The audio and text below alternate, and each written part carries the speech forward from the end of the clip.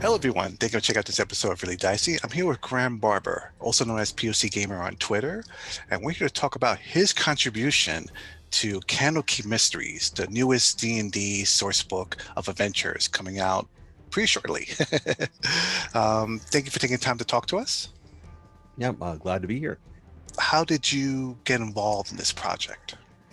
Oh, it actually all started way back in 2017. The Tomb of Annihilation was released, and I wrote a multi-part and fairly scathing review of it, which resulted in an interview with Kotaku, which resulted in Wizards calling me. I talked with Greg Tito from Wizards called me, and then I did some consultation work for them on a project that's still, unfortunately, under NDA, so I can't talk about it, even though it was really awesome and so cool. I'm very excited about it if it ever moves forwards. And then I was contacted in late, when was it? Late 2019 about possibly writing for something, but there weren't a lot of details attached to it. So I was sort of like, I'm not sure. And then I went to OrcaCon down in Seattle, and I had a chance to go to Wizards headquarters. So I went, and Chris Perkins took me aside and explained what the project was and what they were looking for. And once he laid that out, I was like, "Oh, okay, this sounds fantastic.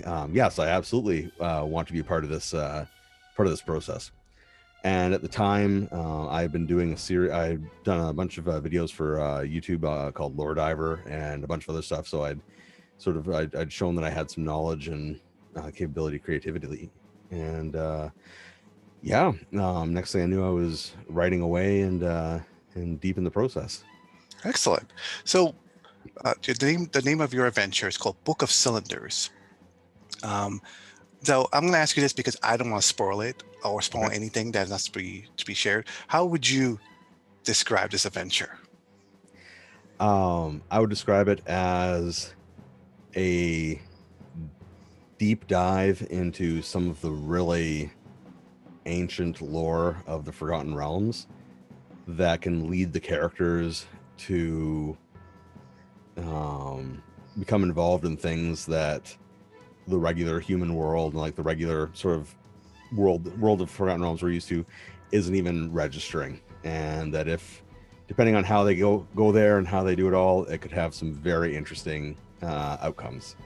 I really, of all the books today, and there's some really creative books in this source book, but I really like yours. And if I'm spoiling it, just tell me to stop, and I'll give you a different question.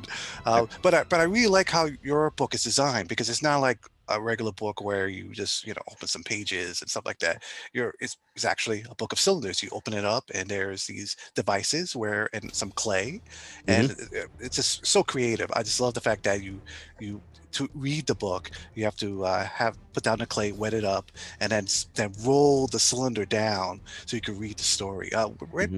Where did that idea come from? That is so creative.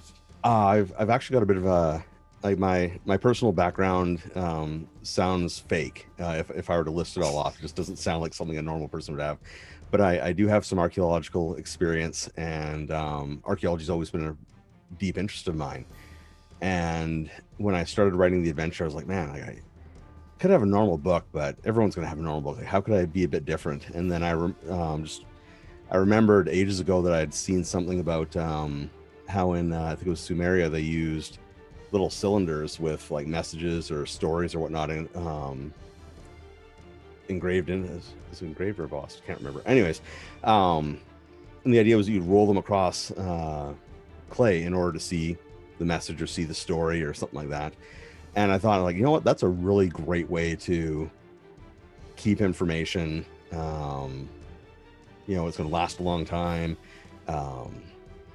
and it's not something that's sort of normal. It's a little bit unusual, and so I went with it, and I'm glad it worked out. That was actually it's funny you mentioned like spoilers, because that was the first part of a mystery was just figuring out how to read them, but then like that got like blown away with the announcement from from Wizards. They're like, yeah, like use the cylinders and roll them across clay. I'm like, well, everyone's got the first part of the mystery down. Hope the rest gets them. And so Without trying to spoil too much about your story, and and viewers, if you're watching this, you should definitely check it out. It's every story in this book in Candlekeep Mysteries is fantastic, as it's full of good stuff. So, if I may ask you, Mhm. how would you then define mystery? What does mystery mean to you, and what do you hope that it will convey to anyone playing this game? To me, a mystery is anything that raises a question that leads you to knowledge or information you didn't have before.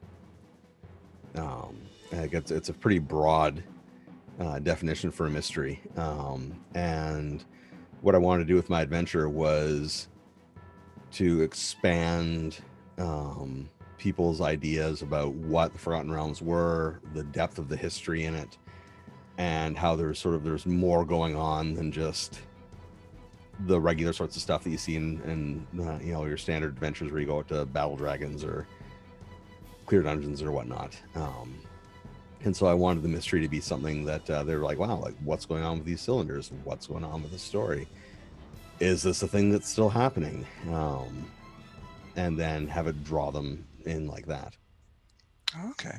When players finish your game, is there a message or a theme that you hope that conveys to them after the game is done? That there's more that there's more to the game and that there's more to the world than just the surface presentation.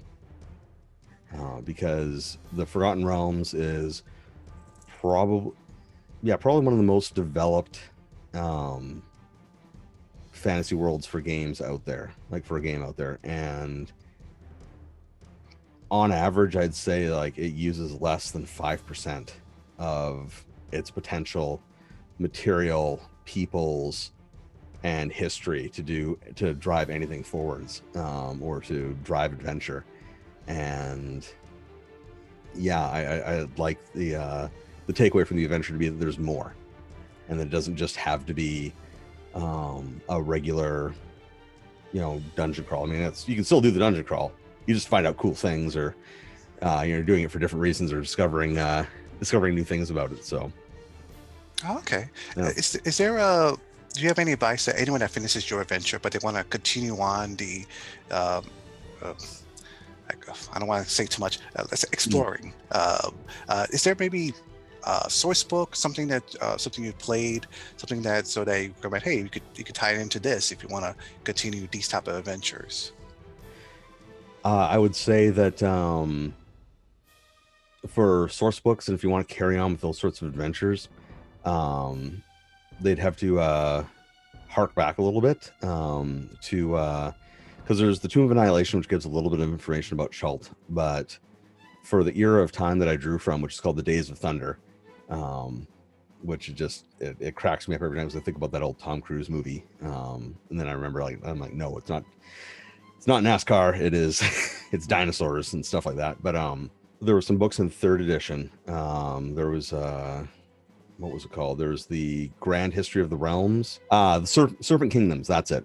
There's a book called the Serpent Kingdoms, and these books, the Grand History of the Realms was like an outstanding compiled history of the Forgotten Realms, up to where it was in third edition, and the information in it is just wild. I mean, like you can just sit down and just read that book and almost forget that it's a game.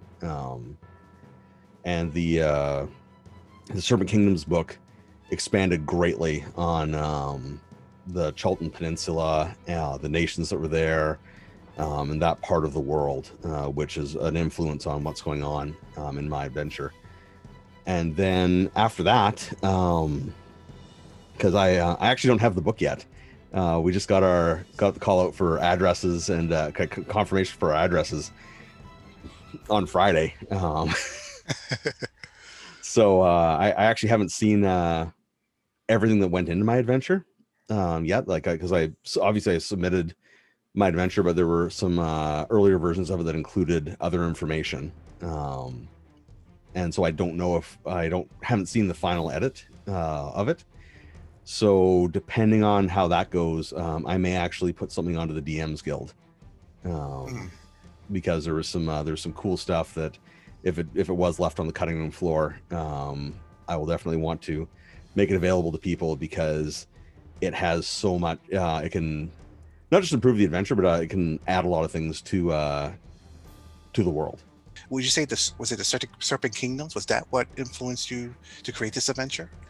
What influenced me to create this adventure was I think I was almost done, or I was partway through the Lore Diver series for the Peoples of Chult, and part of that involved diving into the lore about the Yuan Ti, the Grung, and like lizard folk, and a few other like the non-standard sort of player races for the game. And I was really stunned when I came out with the amount of information that I came away with, like for the stuff they were involved in. I mean, like the Yuan Ti had a whole meta plot going on all through like third and fourth edition that just sort of like got dropped. That like they were taking over parts of the world, and like gods were coming back to life. It was wild. And so when I had the opportunity to write this adventure, I had been reading all that stuff, and I was like, man, like, you know what? This could make for a good adventure if I blend some of these elements in. And what really sort of opened things up for me was that fifth edition, the way they rebooted the world, the language they used really left a lot of doors open, because it's like, yeah, like all the gods are back, but they didn't specify if it was just all the human gods or all the other gods the world had known through its history. It didn't specify. There's a lot of things that weren't like named or called out specifically, and I was like, these are fantastic gaps to play with. And so it was just sort of like all of that happening at once. And then the opportunity to write this adventure, it just sort of came together. Is there anything about the story that you want to share that I haven't asked you about, or afraid to ask you about because I don't want to spoil anything? Is there anything that you're excited about? Things I'm excited about. I want to find out whether or not which way the players go to get to the adventure, because I wasn't sure which direction they were going to take. Whether or not, or what was the hardest battle in it, because it doesn't matter which direction you go. Once things sort of kick off, they just keep going. And so I'm really curious as to what people find to be the most challenging thing, because during the playtesting, I had no contact back. Like there's no, like the DMs who were running it, nobody sent me any questions or queries. So I was just like, is it like, did I do it that well right away, or did they just give up partway through? I wasn't sure. And the one thing I would say is stick around. Don't leave immediately after you think the adventure is done, because there's a cool thing that can happen if you do the stuff that leads to it that will definitely make for a much more interesting game, especially if the players lack certain abilities. And apologize, viewers, you're going to have to solve this mystery yourself by checking out the book. So before we wrap up, where can people find more of your work, and what are you working on now? I can be found on Twitter, Facebook, Instagram, all that sort of stuff as POC Gamer. My own work, I have some stuff that's available on my website, pocgamer.com. And I also have my own game imprint, GBDW Games, which has an itch.io page, and that's the main place where I do that. Right now, I'm working on some science fiction gaming stuff. I'm working on the next update to my game Wave Chasers, and I'm working on a game called Sojourner, which is a sort of my love letter to Traveler and that sort of sci-fi gaming. And yeah, aside from that, just lots of little, sort of a lot of little projects all competing for time and space. So, but yeah, that's what I'm working on right now. Excellent. Well, thank you, Graeme, for taking the time to talk to us about your venture as much as we could share, and to our viewers out there. Oh, and all the information you said, I'll put in the description below, Okay. so that anyone wants to check it out, they could click the links. Awesome. And to our viewers out there, thank you for watching. Take care, be safe, and Have a good day.